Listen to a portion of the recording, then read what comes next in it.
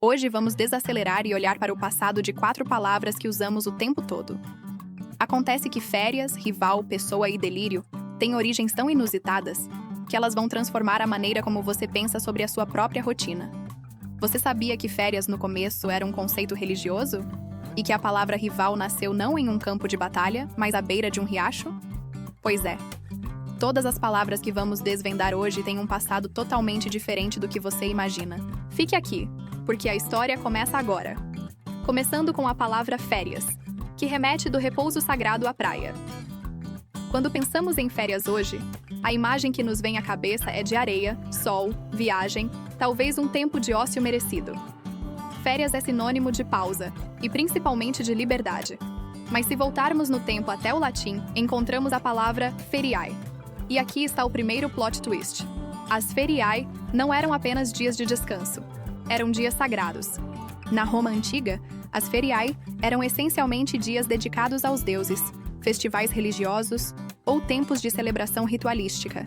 Eram dias em que o trabalho comum era proibido, não por lei trabalhista, mas por respeito ao divino. O descanso era uma consequência da sacralidade do tempo. Pense nisso. A ideia central não era tirar o trabalho, mas sim separar o tempo. O tempo das feriae era um tempo separado do tempo produtivo. Era um tempo reservado para a alma, para o espírito. Essa raiz mostra que o descanso mais profundo não é apenas a ausência de esforço, mas a presença de um propósito maior, seja ele espiritual, familiar ou pessoal. A pausa é um rito. Da próxima vez que você estiver de férias, lembre-se que você está honrando uma tradição milenar de reservar um tempo especial para a renovação. É um conceito muito mais profundo do que simplesmente desligar o computador. E por falar em profundidade, vamos mergulhar em uma história de conflito que tem uma origem surpreendentemente aquática. Rival. A batalha por um riacho. Hoje, um rival é um concorrente, um adversário feroz. Alguém que disputa nossa atenção, o nosso cargo ou um troféu importante. A rivalidade é sinônimo de competição. Mas a palavra rival tem uma das etimologias mais visuais e bonitas que existem. Ela vem do latim rivalis. E o que eram rivalis? Era alguém que usava o mesmo rivus, ou seja, o mesmo riacho, o mesmo curso d'água. Imagine a cena. Estamos em uma comunidade rural na antiguidade. A água é vida. O pequeno riacho que corta o campo é a única fonte para irrigar as plantações e saciar a sede do gado. Você mora em uma margem, seu vizinho na outra. Eles eram rivais. Compartilhavam o riacho, mas a escassez de água, ou o uso impróprio por um, afetava diretamente o outro. O que deveria ser um recurso de partilha, virava a causa do conflito e da disputa. A rivalidade não era pelo ouro ou pela glória, mas pela sobrevivência básica. Era uma briga pelo direito de usar a mesma água.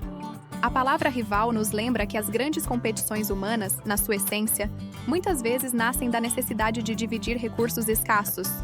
É uma história simples de vizinhos que dividiam um riacho e acabaram dividindo a inimizade. Deixamos agora o campo seco e a briga por água, para entrar no palco. Pessoa. A máscara do teatro. Essa é uma das origens que mais nos faz refletir sobre quem realmente somos. Pessoa. Usamos essa palavra para definir a nossa identidade, o nosso eu interior, único e individual. Mas a palavra pessoa, em latim, era persona, e a persona era a máscara. Nos teatros da Roma e da Grécia Antiga, os atores usavam grandes máscaras. Essas máscaras serviam a 2 propósitos principais. O primeiro, claro, era indicar imediatamente ao público o papel que o ator estava desempenhando: o herói, o vilão, o tolo. O segundo propósito, e o mais fascinante, estava na própria construção da palavra. Persona vem da ideia de personare, que significa soar através de. A máscara não era apenas um rosto, era um megafone rudimentar. Ela tinha um orifício na boca que ajudava a projetar e amplificar a voz do ator para o público, garantindo que todos ouvissem as falas. O nosso conceito de pessoa nasceu, portanto, do papel que vestimos, da máscara que usamos para soar através e nos comunicar com o mundo. Isso nos convida a pensar: ser uma pessoa é, em grande parte, o papel que escolhemos ou somos forçados a interpretar? É a voz que projetamos? O som que ecoa de nós? A nossa identidade, para o mundo, sempre foi inseparável da nossa performance. Vamos agora para a nossa última palavra: delírio. Hoje, associamos delírio a um estado de confusão mental, febre alta, loucura ou um entusiasmo extremo e irracional. O delírio é a mente que perde a razão, que se desvia do caminho do pensamento lógico. E essa ideia de desvio é exatamente onde encontramos a sua origem etimológica. Delírio vem do verbo latino delirare, e esse verbo é incrivelmente visual. Ele é formado pela união de de, que significa fora de, e lira, que significa sulco, o traço deixado pelo arado. Delirare era o que acontecia quando o fazendeiro, ao arar o campo, saía da linha reta. Ele ia para fora do sulco. O campo ficava torto, o trabalho estava errado.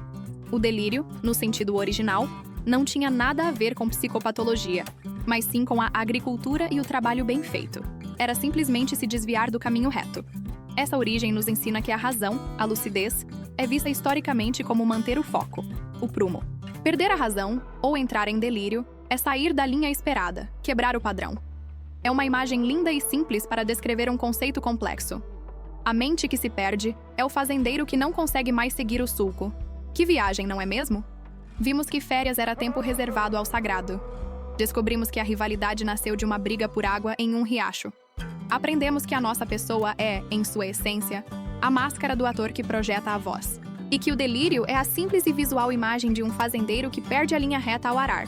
São histórias que nos lembram que por trás de cada palavra do nosso dia a dia existe um pequeno e surpreendente museu de história. Qual dessas histórias te surpreendeu mais? Me conta aqui embaixo.